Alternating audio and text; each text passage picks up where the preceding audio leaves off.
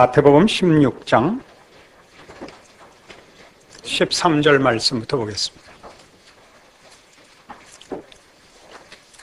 예수께서 가이사랴 빌립보 지방에 이르러 제자들에게 물어 가라사대 사람들이 인자를 누구라 하느냐? 가로되 더러는 세례 요한, 더러는 엘리야, 어떤 이는 예레미야나 선지자 중에 하나라 하나이다.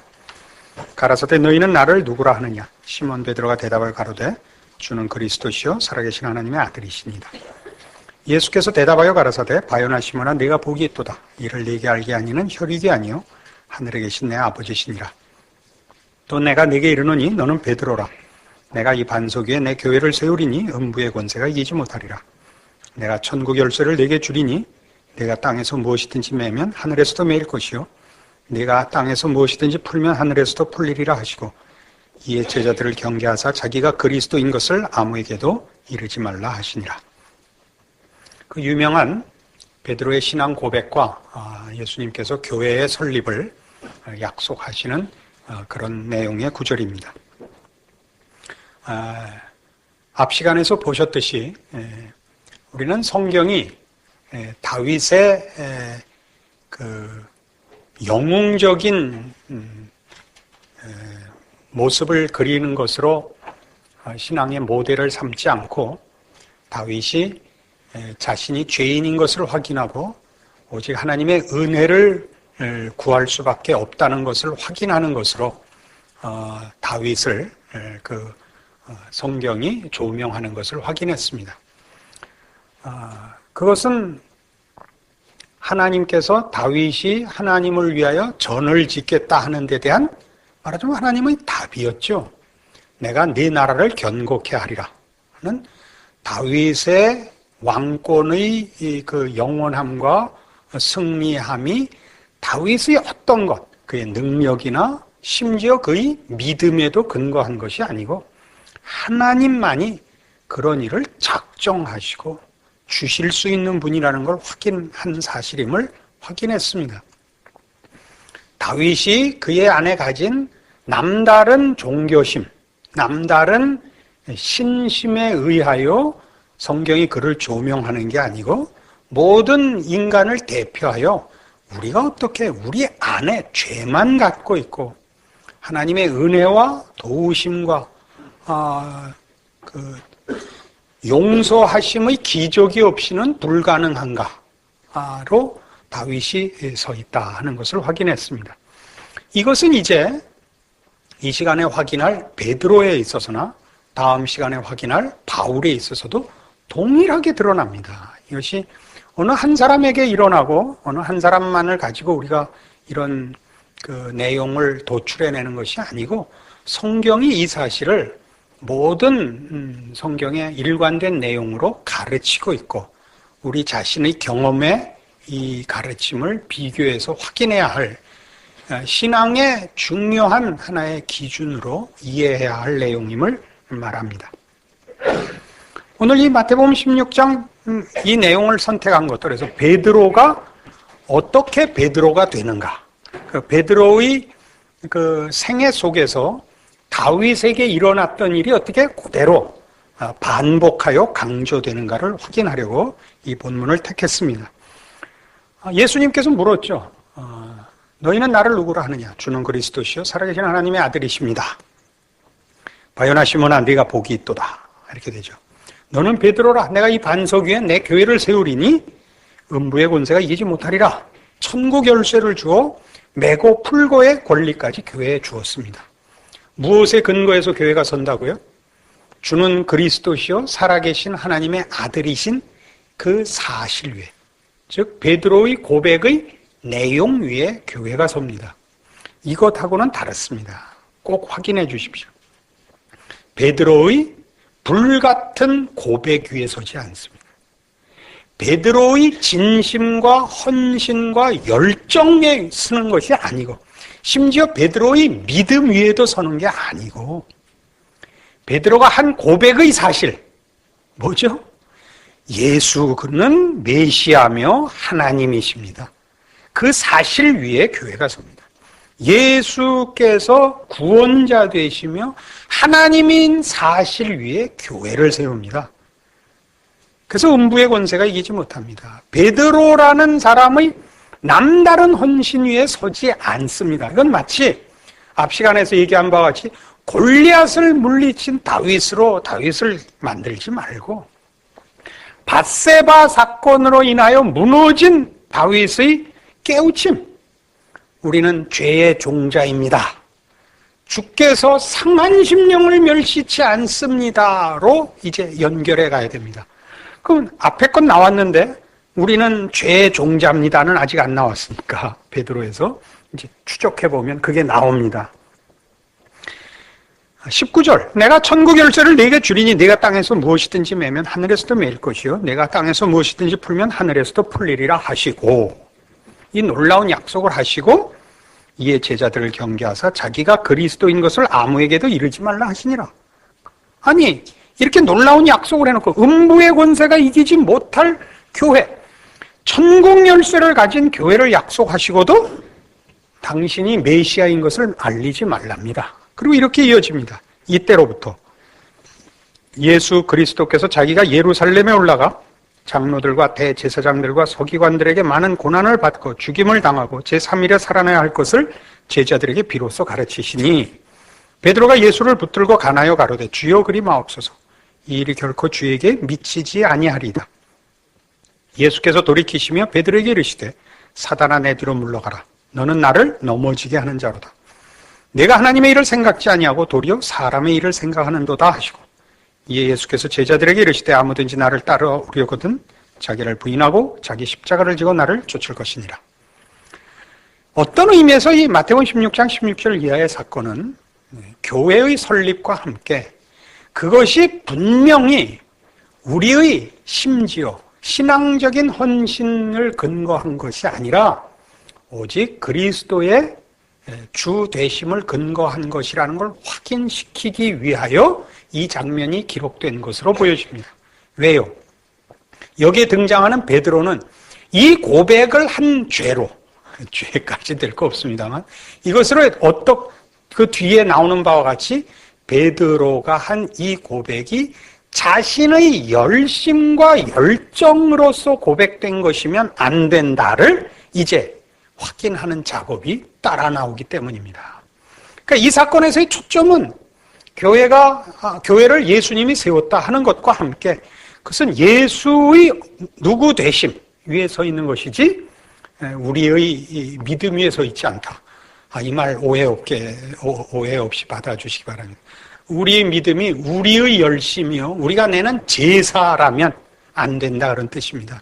우리의 믿음이 예수가 누구시냐라는 믿음이라면 그건 정당한 믿음이고 그렇지 않으면 이제 당장 이렇게 됩니다.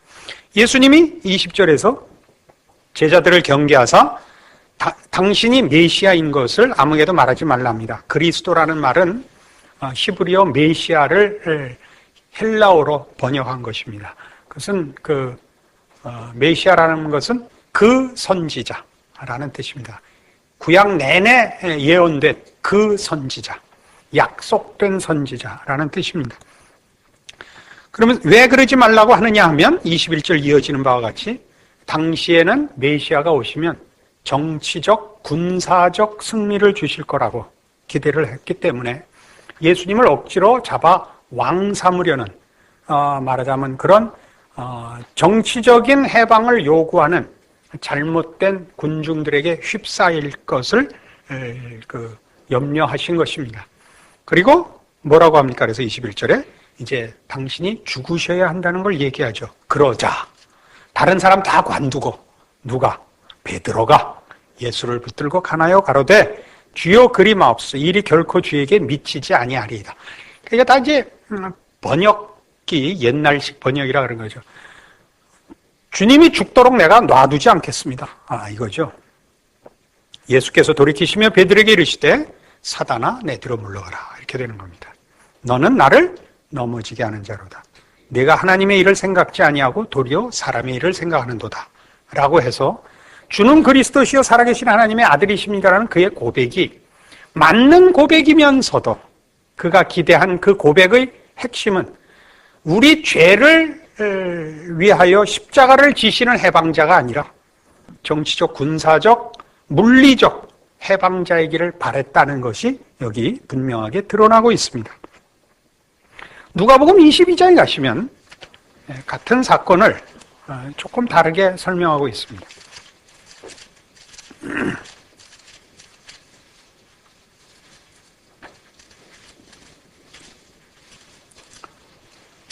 누가복음 22장 24절에 이 마지막 만찬 석상에서 이런 일이 있었다고 합니다. 또 저희 사이에 그중 누가 크냐 하는 다툼이 난지라. 예수께서 이르시되 이방인의 임금들은 저희를 주관하며 그 집권자들은 은인이라 칭함을 받으나 너희는 그렇지 않을지니 너희 중에 큰 자는 젊은 자와 같고 두목은 섬기는 자와 같을지니라. 앉아서 먹는 자가 크냐 섬기는 자가 크냐. 앉아 먹는 자가 아니냐. 그러나 나는 섬기는 자로 너희 중에 있노라.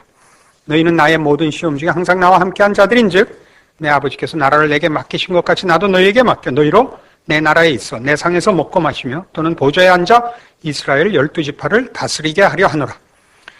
이제 제자들은 아까 마태복음 16장에서 본 바와 같이 베드로가 대표로 고백을 했습니다만 모두 예수께서 메시아 되신 것을 믿고 있습니다.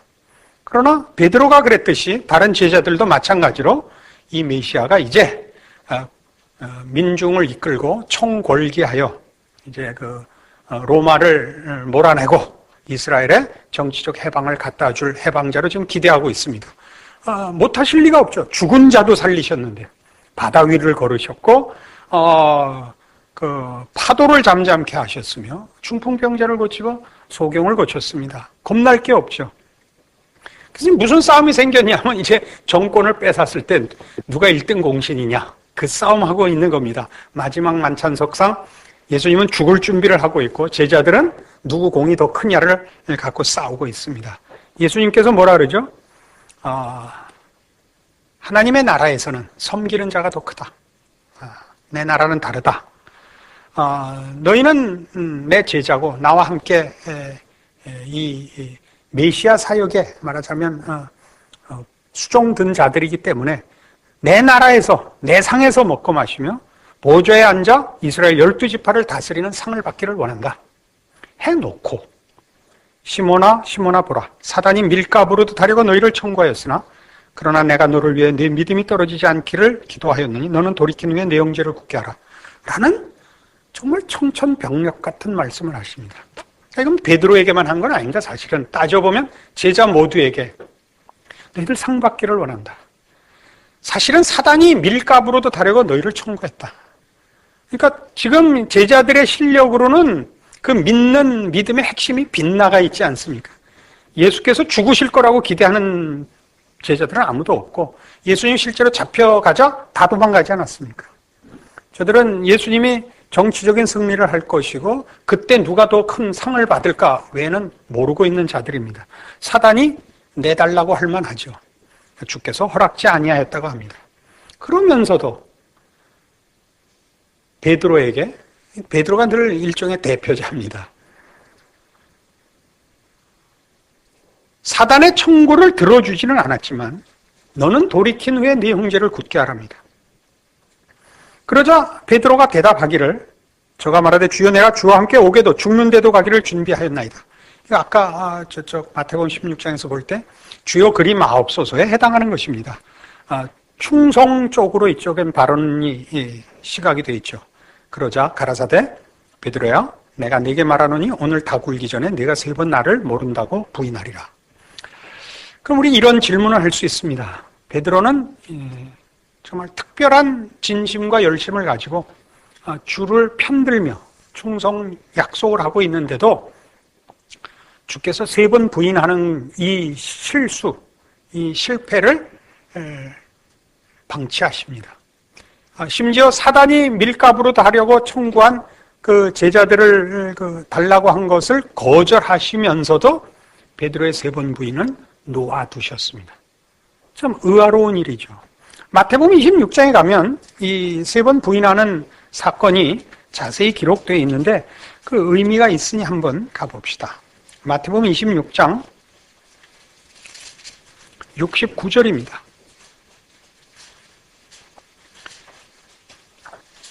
베드로가 바깥들에 앉았더니 한 비자가 나와 가로되 너도 갈릴리 사람 예수와 함께 있었도다 하거늘 베드로가 모든 사람 앞에서 부인하여 가로되 나는 네 말하는 것이 무엇인지 알지 못하겠노라 하며 앞문까지 나아가니 다른 비자가 저를 보고 거기 있는 사람들에게 말하되 이 사람은 나사렛 예수와 함께 있었도다 하며 베드로가 맹세하고 또 부인하여 가로되 내가 그 사람을 알지 못하노라 하더라. 조금 후에 곁에 섰던 사람들이 나와 베드로에게 이르되 너도 진실로 그 당이라 네 말소리가 너를 표명한다 하거늘 저가 저주하며 맹세하여 가로되 내가 그 사람을 알지 못하노라 하니 닭이 고들더라. 이에 베드로가 예수의 말씀에 닭 울기 전에 네가 3번 나를 부인하리라 하심이 생각나서 밖에 나가서 심히 통곡하니라. 이 베드로가 3번 부인을 다 하고 부인도 뭐 맹세하고 저주하고 했습니다. 남의 일이니까 웃어도 됩니다만 당해보십시오. 정말 나가 웁니다. 운다는 게 뭐죠? 운다는 게 소원은 있으되 이룰 능력이 없을 때 우는 겁니다. 베드로의 충성서약은 진심입니다. 그러니까 그 진심을 지킬 힘이 없다는 것을 확인하는 겁니다.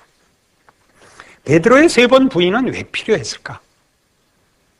베드로는 좀 더 멋있을 수도 있지 않습니까? 그러나 우리가 복음서에서 보는 베드로는 언제나 우리식의 표현입니다만 촐싹거리다가 늘 망신당하는 역할에 앞장서 있습니다. 그가 변화산에 주님과 함께 올라가서 여기가 좋사오니 해갖고 두고두고 예수 믿는 사람들 앞에 베드로는 경망한 사람으로 되어 있습니다. 그럼 베드로의 진심입니다. 우리도 뭐 여름 수련회 어디 올라가면 내려오기 싫은데요. 안 그렇습니까? 내려오면 뭐 골치 아프고 생각 많이 하고 살아야 되고 우리 믿는 사람끼리 있으면 생각 안 하고 살아도 되는데 뭐 때문에 내려오겠습니까? 그러니 오죽 좋았겠습니까? 베드로는 또 바다 위로 걸어오시는 예수님 보고 나도 걷게 해주십시오 그랬다가 또 빠져서 망신을 당했죠. 가만히 있으면 중간이나 가지 그건 또 왜 해본다 그랬다가 했으면 좀 가만히 있지 또 왜 물은 쳐다봤고 또 홀라랑 빠졌는지 우리 별 생각이 다 들죠. 성경은 베드로를 영웅시하려고 들지를 않습니다.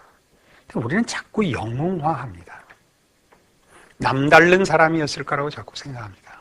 그래서 성경이 이 대표적인 사람들을 성경이 어떻게 쓰고 있는가를 우리는 사실은 성경이 말하는 대로 쫓아가 봐야 됩니다. 성경이 하고 싶은 얘기는 성경 속에 위인은 없답니다. 성경이 아니라 인류 전체에 위인은 없습니다. 아무도 자신의 구원을 자신의 실력으로 이룰 자가 없으며 죄 아닌 것을 할 수 있는 자가 없습니다.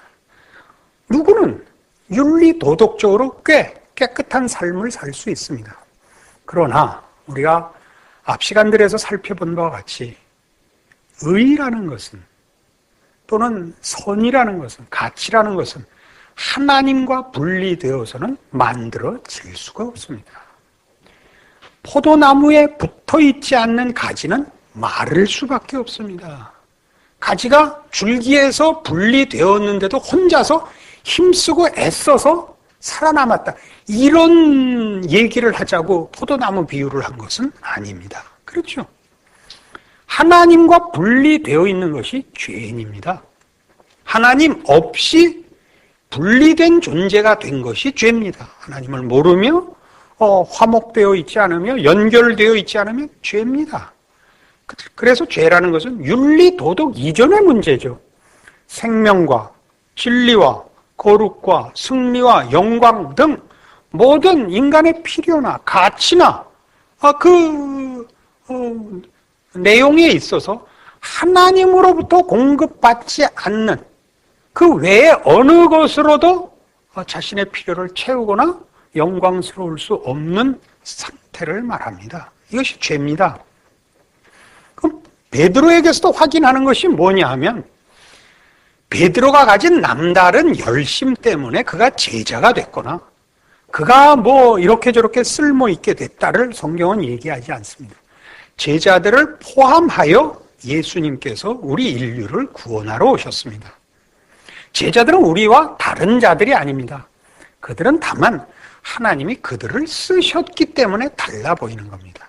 하나님이 썼다는 것은 그들이 남달라서 즉 유용했다, 쓸모 있었다는 뜻도 아니다를 얘기하고 싶어 하는 것입니다. 하나님이 그 사람을 쓰면 그가 아무리 못났어도 하나님의 능력이 그를 통하여 전달되는 한 모든 베푸시는 은혜와 능력들이 결과할 겁니다.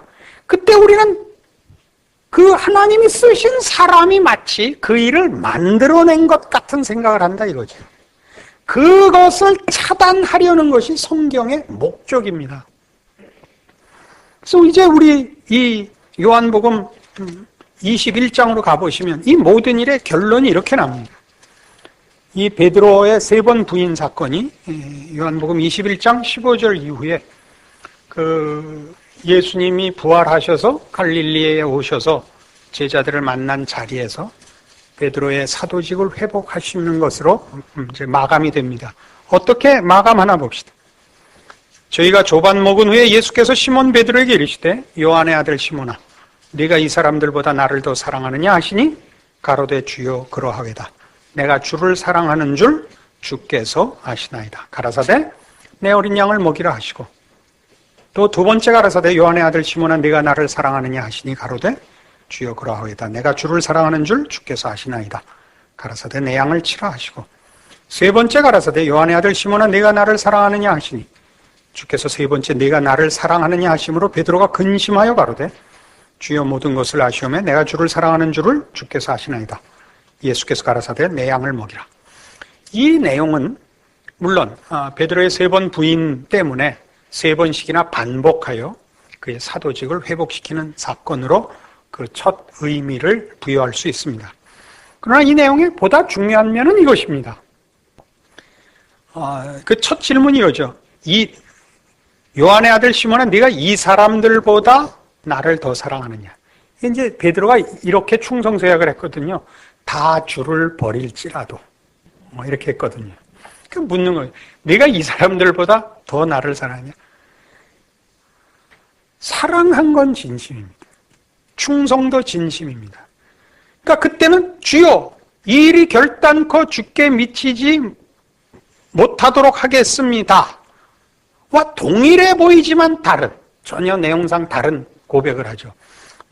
내가 주를 사랑하는 줄 주께서 아시나이다. 거기 뭐가 들어갔을까요? 진심이 있사오나 능력은 없는 줄 주께서 아시나이다. 이렇게 된 거죠. 여기가 이제 달라지는 겁니다. 우리가 결국은 어디로 가느냐 하면요. 진심을 주신 이도 하나님이시요. 진심을 결실하시는 이도 하나님이십니다. 여기로 오죠. 여러분 신앙상에 여러분 그 교회 안에서들 믿음의 이웃들과 보세요. 저 사람은 왜 저럴까? 이런 생각이 나면 여러분은 신앙을 개뿔도 모르시는 겁니다.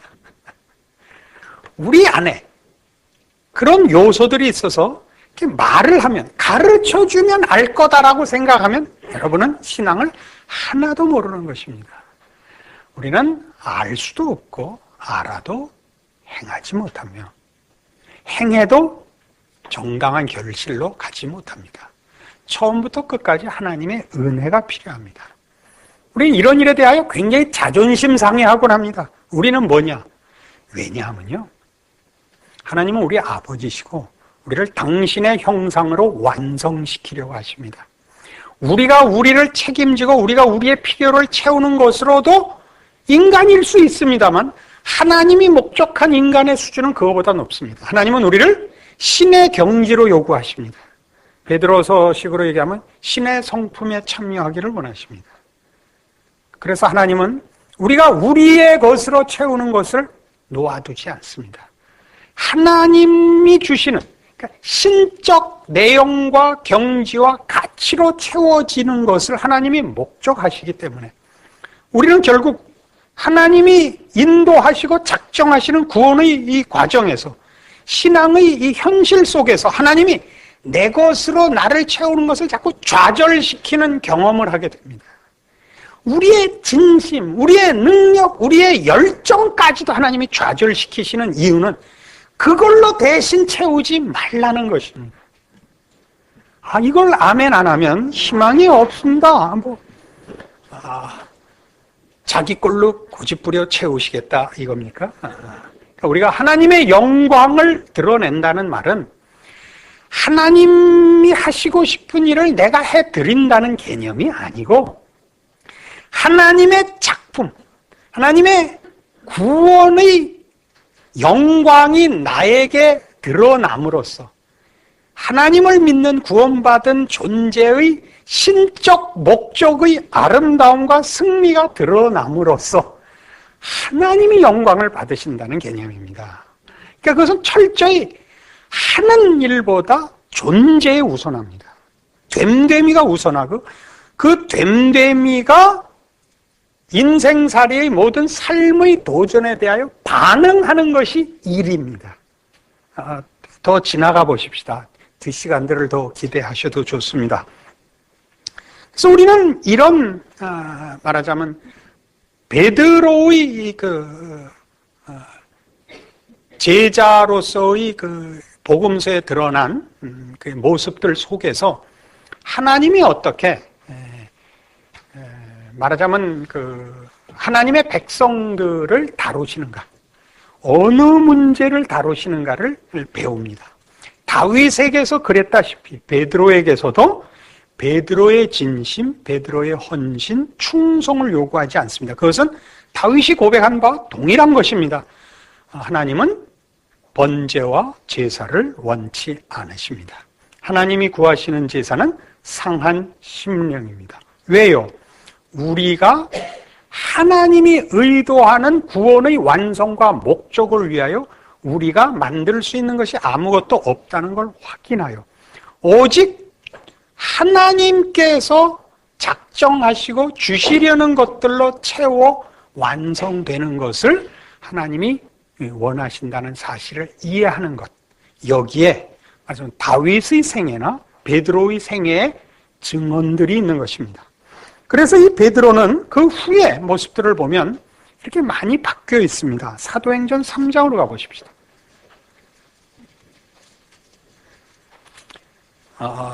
사도행전 3장에는 성전에 올라가다가 안전뱅이를 고친 사건이 나오고 그 일로 인하여 이제 사람들이 모여서 베드로와 요한을 이렇게 주시하게 됩니다.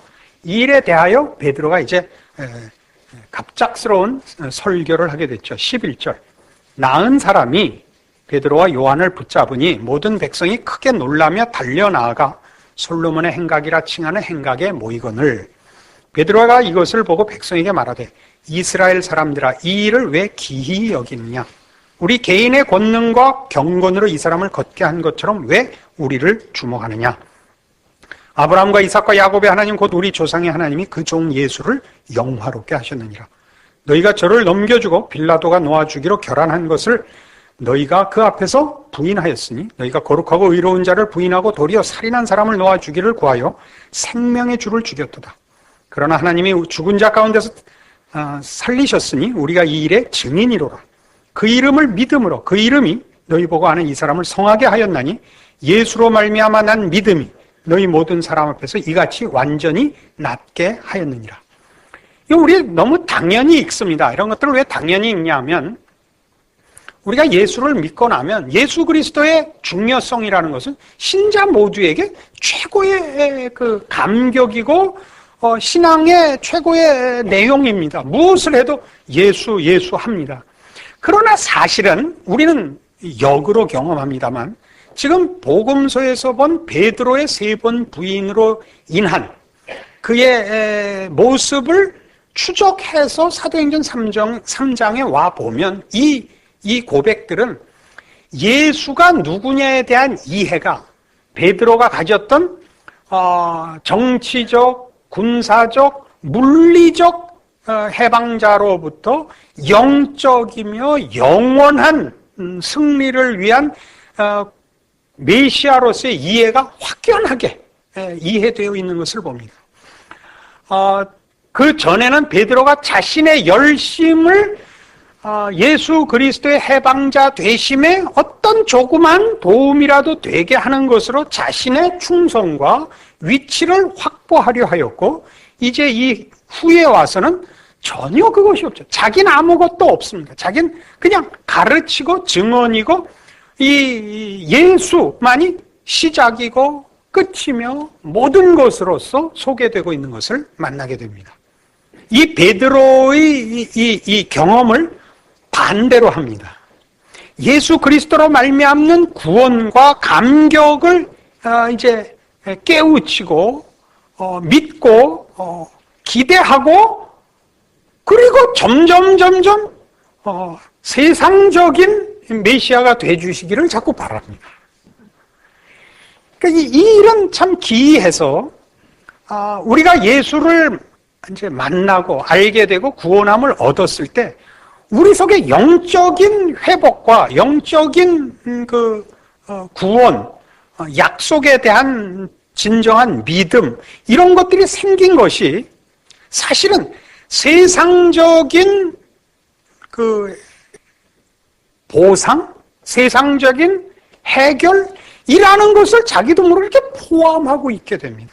훈련이 안 되고 더 잘 말하자면 성경적인 이해가 부족해서 구원자 예수를 영적으로 만나는 것이 제일 크면서도 그 영적으로 만났다는 것은 영원한 내세에 대한 소망일 뿐 아니라 더 큰 하나님의 은혜를 입은 자로서 당연히 세상과 일상은 그런 구원에 포함되어 있을 거라는 기대를 누구나 본능적으로 합니다.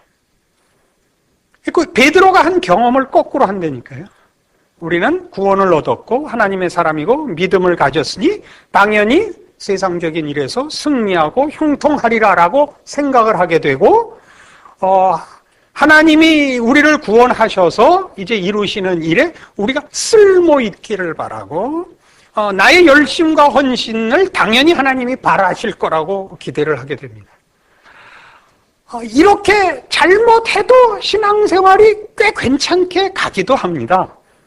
얼추 비슷하게 가지만 근본적인 오해가 있습니다. 거기에는 꼭 우리 신앙에서 확인해야 되는 게 있는데, 자기의라는 것이 붙어 다닙니다.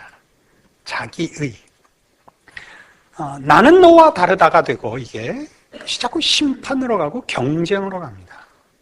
넌 왜 안 하냐? 이 말이 나오고, 넌 왜 그 꼴이냐? 라는 얘기가 나옵니다. 자기는 어때서? 자기는 안 그랬다 이거죠.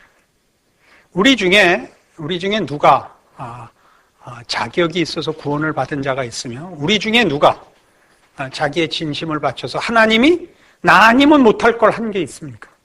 그렇지 않다는 게 성경 전체의 가르침인데도 이 부분을 베드로를 통해서 성경이 확인시키고 다윗을 통해서 확인시킨 이 일을 성도들은 늘 오해합니다. 우리는 실제로는 어떤 식으로 경험을 하느냐 하면, 예수를 만나고 구원함을 얻고 열심을 가지고 그때로부터 사실은 다윗의 경험과 베드로의 경험을 하는 꼴이 되죠. 그러니까 어떻게 되냐 하면, 신앙의 결국 가장 중요한 표준은 누가 더 많이 그리스도를 필요로 하는가, 누가 더 많이 그리스도께 의존하는가 하는 싸움이거든요. 근데 우리는 마치 하나님이 나한테 해주실 일은 다 했으니까 이제부터는 내가 주를 위해서 할 일만 남았다고 생각을 하거든요. 그러면 하나님이 여지없이 뭘 하냐면 실패케 하신다니까요. 실패케요. 그래서 뜻밖의 모든 성도들이 경험하는 신앙의 현실은 뭐냐면 좌절이라니까요. 실패고. 그래서 어떤 생각을 가지게 되냐면 절망하게 돼요. 내가 뭘 잘못했을까? 이 생각을 하죠. 내가 뭘 잘못해서 하나님이 내 진심을 안 받아주실까? 이건 아까 우리 마태복음 16장에서 베드로의 고백에서 본 거와 똑같습니다. 주는 그리스도시요 살아계신 하나님의 아들이십니다가 이 혈서스는 정렬이 되고, 그리하여 주를 위하여 내가 다 할 테니 주님은 가만히 계십시오. 그래서 뭐라고 욕을 먹는다고요?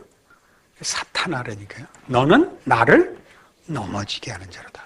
내가 하나님의 일은 생각지 아니하고 도리어 사람의 일을 생각하는도다 하시고, 결론이 뭐죠? 아무든지 나를 따라오려거든 자기를 부인하고 자기 십자가를 지고 나를 쫓을지니랍니다. 그러니까 신앙은 결국 자기 부인입니다. 그러니까 우리 하나님께서 우리의 생애 속에 처음 질문이 이거였죠. 갈라디아서 2장 20절로 우리가 시작을 하면서 왜 하나님은 우리의 구원받은 신자의 현실에 승리를 주시지 않는가? 죄에 대한 승리를 왜 주시지 않는가? 왜 밤낮 아직도 지는가? 죄에 대하여 지는가? 왜 그렇게 하느냐고요? 자기 의를 꺾기 위해서입니다. 이 자기 의를 꺾는 싸움이야말로 다윗에게 나타난 가장 중요한 주제이며 베드로에게서도 나타나는 가장 중요한 주제입니다. 우리는 자기가 누군지를 알아야 됩니다. 그래서 다시 반복하지만 마태복음 5장의 심령이 가난한 자가 복이 있다. 의에 줄이고 목마른 자가 복이 있다라는 성경의 표현을 이해하게 됩니다. 의에 줄이고 목마르다는 게 무슨 뜻이죠? 스스로 의를 만들어낼 수가 없고 스스로 의로운 행동을 만족스럽게 할 자가 없어서 목말라 배고파 죽을 지경이 되는 것입니다. 그래서 간절함을 소원하는 신앙적인 모습이 아니고 자신의 그 파산한 자신의 무능함에 대한 절망을 표현하는 것입니다. 하나님 외에는 이것을 채워주실 자가 없습니다. 이걸 확인하는 것이죠. 그걸 하나님께서 그의 성도들의 신앙 현실 속에 개입하셔서 결과시킵니다. 그러니까 우리는 놀라죠. 우리는 어떻게 생각하느냐 하면 분명히 어딘가 내 열심이 부족했다. 어딘가 진심이 부족했다고 생각을 해서 우리는 앙심 먹고 금식 기도를 들어가거나 산 기도를 들어가거나 집을 팔아서 헌금을 하거나 하는 열심과 진심을 더 치열하게 합니다. 하나님이 감동할 때까지. 그러나 성경이 가르치는 바는 뭐였다고요? 그런 게 아니고 자신을 놓으라고요. 자기 자신을 근거로 하여 하나님을 감동시키려는 생각을 버리시고 뭘 하라고요? 하나님 앞에 은혜를 구하며 도우심을 구하라고요. 베드로전서 1장으로 가보십시다.